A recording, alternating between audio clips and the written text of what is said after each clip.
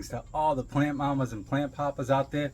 Hope everybody's bringing home them roots, bringing home them plants. And if you're new here, my name is Mickey, and welcome to Wicked Natty Roots, a channel where we bring you some of the beauty that nature does have to offer. And in today's video, I'm going to show you guys two plants and repotting them. And when it comes to repotting, it's pretty nerve-wracking a little bit. Just because, you know, when you see a plant doing well and you're going to change its environment, you're hesitant about it, but I think I'm pretty confident that I'm doing the right thing when repotting a plant.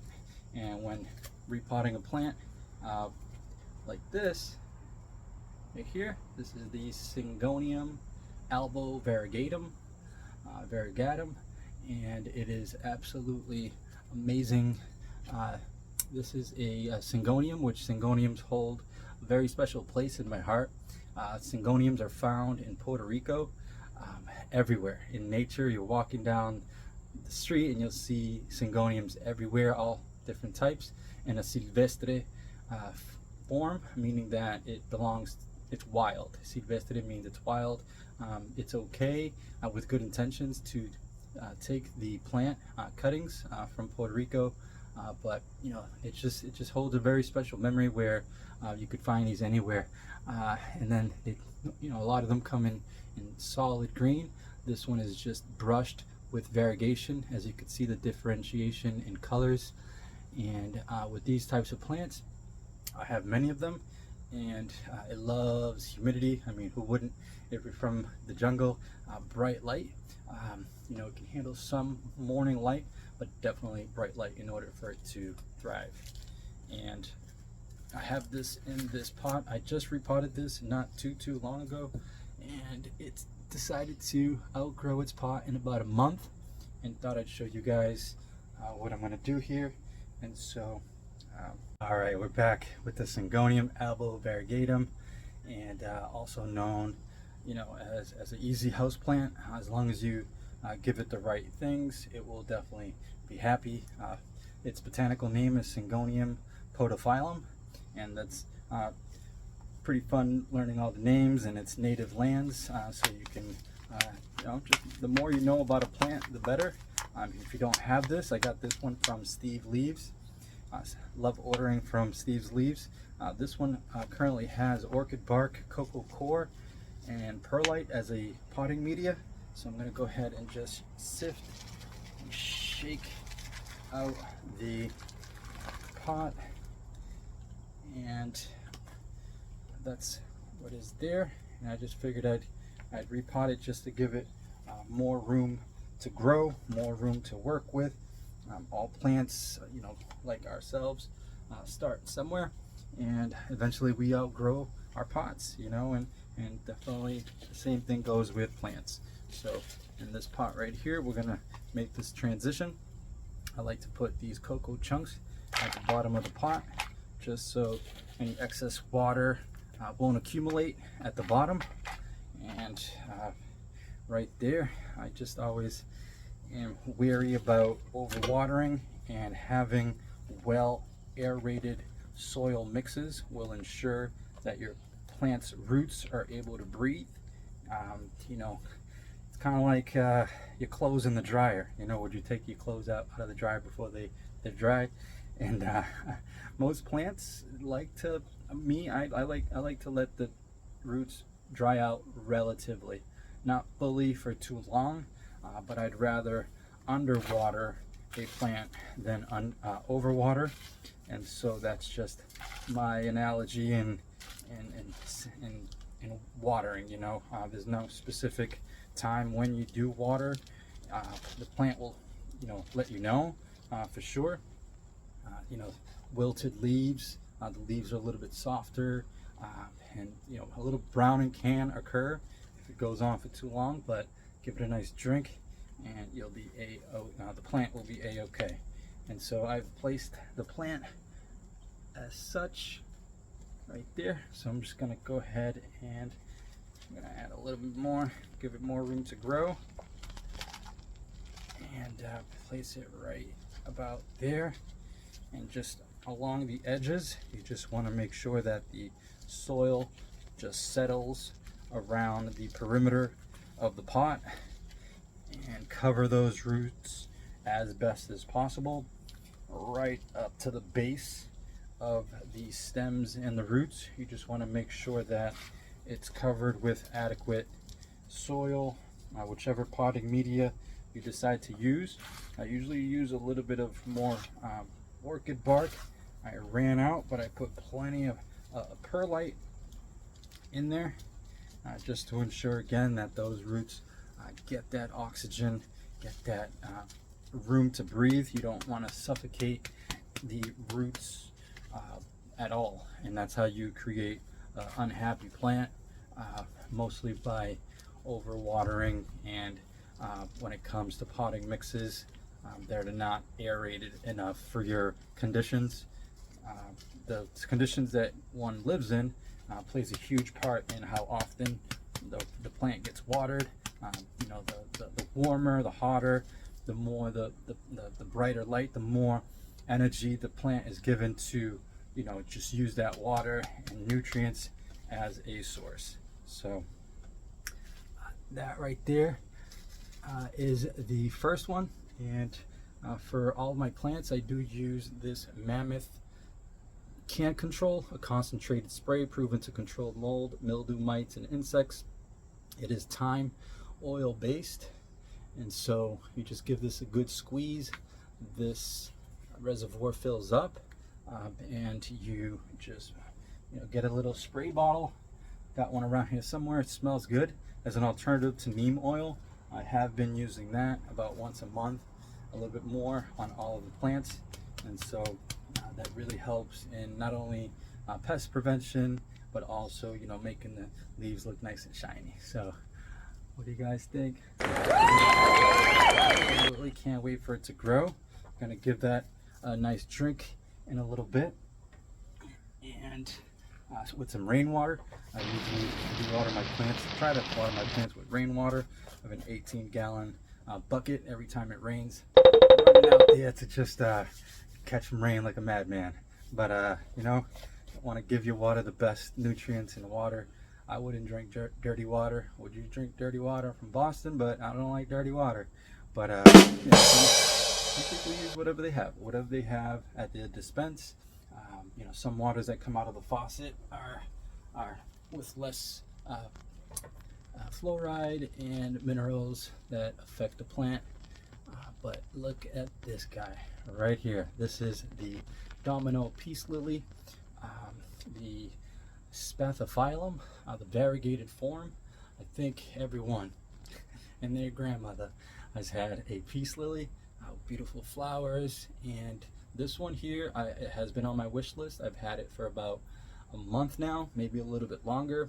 And check that out. And it's doing, it's twisted,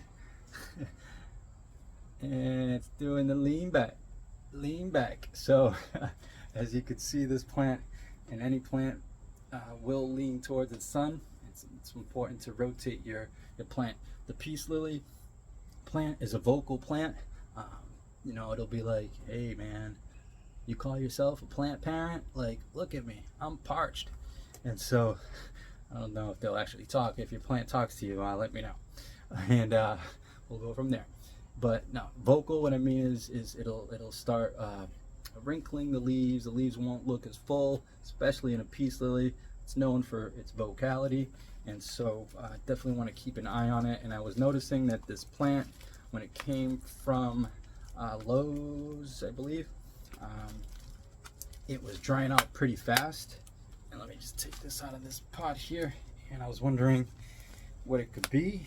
And you know, it was the summer conditions, but also when I took it out of the pot, if I can get this to nudge, and you just gotta be patient. There we go. All right, so we're gonna take this out of this super cool pot that I found at a in a dumpster. A lot of them that I have do come from people just throwing them away. A good portion of my plants are rescue plants as well that folks decided to throw away. So I'm like, all right, I'll take them. And so this came like this. All right, wicked natty roots. Get it? Wicked like cool, natty like natural, and roots like you read about, you know. So as you can see, it's a root bound plant and it has room to grow. This is a sure sign that it's telling me that, hey buddy, you know, give me a bigger pot, give me some space to grow. And that's what we're gonna do today. And I'm just gonna remove some of the soil up top, just a little bit, not much. You know, just want to kind of tickle the plant gently. Tickle. And yeah, we're gonna go ahead and just loosen the soil up a little bit. I'm not gonna move the roots too much. It's super happy. This plant came in just cocoa core. And when it comes from a greenhouse, you know, you want to be mindful that a lot of these plants come in from a condition, ideal conditions, ideal humidity, ideal temperatures and sunlight. And so when you're bringing them into your home, you know, just be mindful that you may want to repot that plant into something that is more aerated of a soil, and I think that the plant will have a better chance. And so just a little tip when getting plants from the big box shops or anywhere. So I'm gonna go ahead and use this pot right here. I thought it would be a cool color combination with the green and the variegation on the plant. And I'm gonna go ahead and get this started here, and place this here for one moment. And here we go. All right, again, I like to put these chunks of cocoa at the bottom, just so won't, oops. Right there, that's what that looks like right there, guys. Cocoa chunks at the bottom. It does have drainage holes. I might drill a couple more, just because I don't see drainage in the middle, and you really want that plant to just flush when you water it. And so I'm gonna put the rest of what I have in here, just like that. Okay, and place that here for now. So I'm gonna start by just adding soil to the bottom. All right, that plant, if anybody has it, I'm sure it's been good to you. Let me know in the comments down below if you have any of these plants. Any tips would be helpful. That's what this is all about. I'm stoked to be, you know, finally part of the plant community and seeing everybody out there doing their thing. And thank you guys for inspiring me to do this video.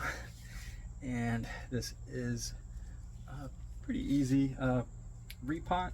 And so I think I have enough soil. Oh, let me just place a little bit more. Right there. Check out those roots, man. I'm telling you, this needed a repot. Do you think this needed a repot? I think so. And let me just go ahead and put that a little bit higher. See how this goes. All right. So I think that is pretty good. And I'm gonna take a little time out, and I'm gonna grab some more soil. All right, and we are back. And it's about to rain. And on rainy days, I do like to drink that extra water, kind of match the earth's energy. If it rains, you know, we're a river, and how is a river supposed to flow with no water? And so definitely got to stay hydrated and all that good stuff. So I think I've placed the plant right there. Check this guy out right here. The little stowaway little leaf that's decided to grow from the Euphorbia lactea hot pink cristata, the coral cactus. Very hard to find crusted cactus in a 4-inch pot. And is this a flower? Is my lactea variegata euphorbia hot pink flowering. Look at that. I thought that was very cool, super duper cool. And I'll put the Etsy shop that I got that from on the screen. And so getting on with this repot, I'm going to go ahead and make sure that, again, the perimeter of the pot is filled with the potting media, and just make sure that all the roots are covered. Shake, shake, shake, shake that pot. Going to be a lot of shaking going on, making sure that you give the plant what it needs, you know, inside and out. You know, there are a lot of elements involved when taking care of plants, and one has to be mindful of, try to be mindful of all of them. I'm a relatively new plant collector. I've been collecting plants for about, I'd say, a year and a half, 2 years, and I do have over 200 plants, and have been meaning to film the tour and just to show you guys all the plants that I have here, and I'll try to get to that video soon for you guys so you can see. Thank you guys for everyone who again, for making the videos, inspiring me, teaching us many things. You know, Jan from Sydney the Plant Guy, you know, Sean from Only Plants, Irene from Leafing Around, Dave from Arrowhead District, so many out there that that I left out, but I really, Petadendron was one of the first ones that I started watching YouTube videos on, and really inspired me to do what I'm doing right now, is just you know, encouraging people to get into the plant hobby.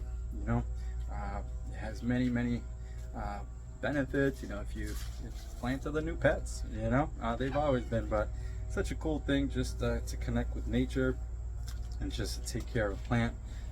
As a hobby, it brings beauty, brings tranquility, serenity, all that good stuff, you know. So little shake, little love taps there, right there. Okay, pretty confident that that will work.